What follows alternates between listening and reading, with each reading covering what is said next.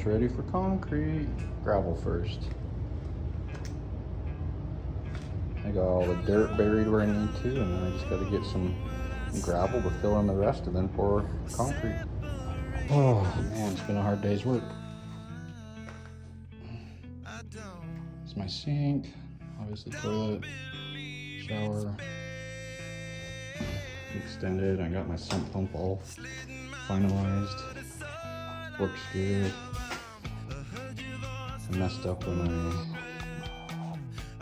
poured the concrete. I didn't have the lid on, so I had to shave the lid off a bunch because it kind of made the basin an oval shape. So yeah, that was annoying, but silica putty and paint makes a framer what he ain't.